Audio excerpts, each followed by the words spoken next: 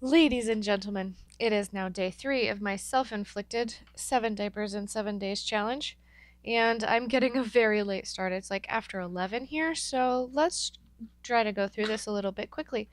Tonight I'm going to be sewing with pins. You've never seen me sew with pins before because I'm typically too lazy to. But this fabric is really kind of slinky. It is very soft t-shirt knit. The t-shirt is done by a company called Bella Canvas. And when I cut into this, it's going to roll up on me. Oh, by the way, I got these out because I wanted to show you. This was diaper number 1, done on the 4th of July while the fireworks were still going off. And this is diaper number 2, done yesterday on the 5th. Today is the 6th. All right.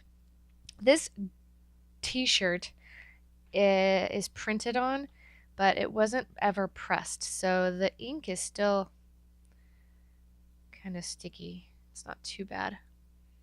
I think I'll put it. Let me go ahead and get a piece of paper. Alright, this is a heat press sheet from my husband's t-shirt business. It's actually a used one. It was already in the heat press. But now I can lay it down on the table and not worry about getting ink all over my table. Alright, so I'm actually just going to lay this on here, draw around it. You've seen me do this already. Oh boy. Flip it over. Oh, there, it fits. Whew! That was a close one. Wasn't sure if it was going to fit. I didn't test it before I chose it. Made a video saying I would use this shirt. I better use this shirt. Alright. Draw around it. Same marker as before. I hope it's writing. It's a little bit stretchy. So when I laid this out, I made sure that the fabric wasn't being stretched or pulled in any way. Just kind of smoothed it down to make sure that it was flat, but don't stretch it. T-shirt fabric is stretchy.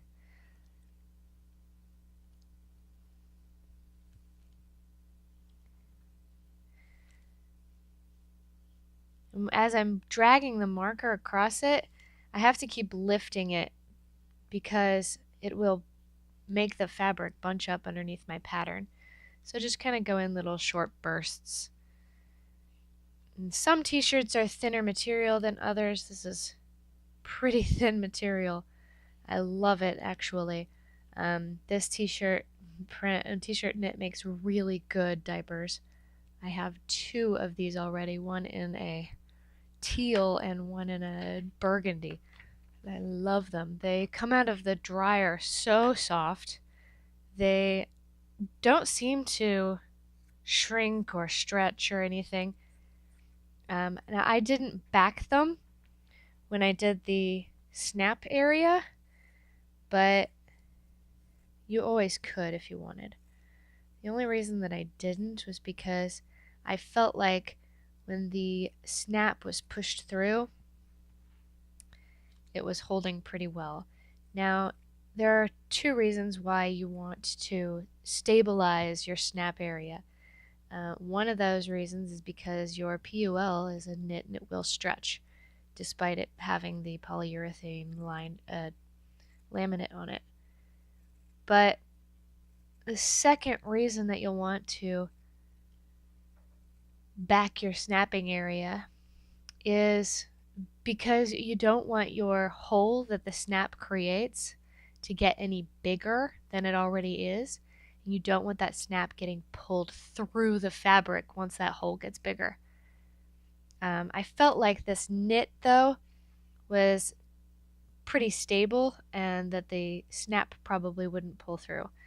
Another reason that I didn't back it was because backing it makes it pretty thick, or thickens it. And I like to have nice, thin, very flexible diapers. And I was not giving it away or selling it or anything, so I was keeping it for myself. So I made 2 like that, and I've been very happy with them. This one will probably also not be backed. I changed my mind on the minky halfway through, so we'll see if I stick with that decision. But the reason that I'm not going to back this one is because, first of all, I still think that the snaps won't pull through. And second of all, it's a newborn diaper, so it's not going to get quite as much use as a one-size diaper. So I'm going to peel this off of here and probably throw the rest of this away because, like I said, it was printed on and it was not pressed and sticky and gross. And so, like I told you before, this is actually going to curl up on me. It will probably get worse over time, so I'm just going to try to hurry. Let's get our PUL out now, or our pull. I don't actually know how to pronounce it. Pull, PUL. Somebody needs to tell me. All right, now we like to nest these as best we can. Let's see where we can find some. There's a good spot. Can you see that okay? My handy dandy lamp. All right, where's my pattern? There it is. Oh, baby, that fits in there really well. Can you see that? Barely. Let's move that. How's that? Better? Good. All right. It fits. Let's actually scoot it one way or the other. How much do we have on this end? Yeah.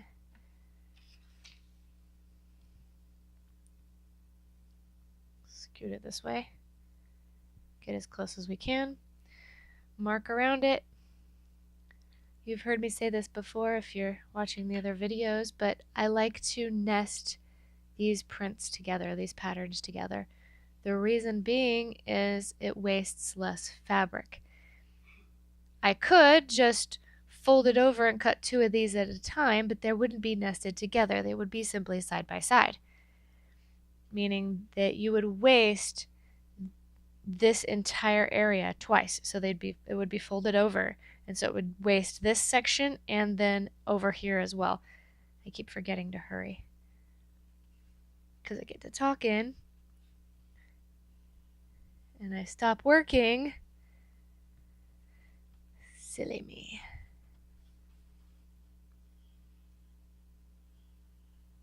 It's funny because the more I use these patterns, the more blue the edges become. Have you seen my OMMO pattern? It's hilarious. It's like completely blue on the edges. Permanently blue. Alright. I drew around that one. Let's find another spot.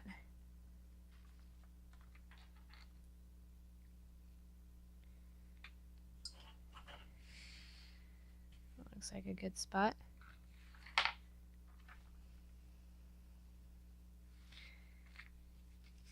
Let's put it like this. We'll see later if that was a good decision or not.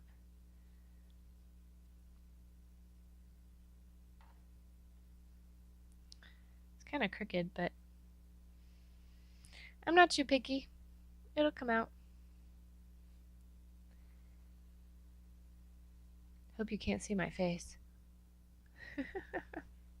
I don't want to be on camera. Although reaching down to get the PUL, I probably was just a few minutes ago.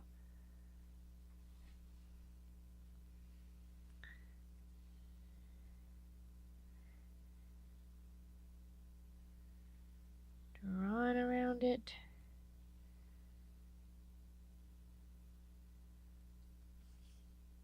Am I done yet?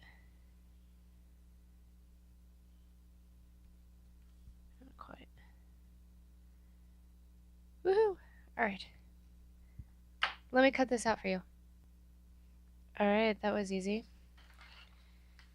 2 pieces of PUL and 1 piece of t-shirt knit. I'm going to let the PUL fall to the floor again. That's kind of where it lives. It's down there. I think this is the right side. Alright, let's go ahead and stop here and I'll start another video.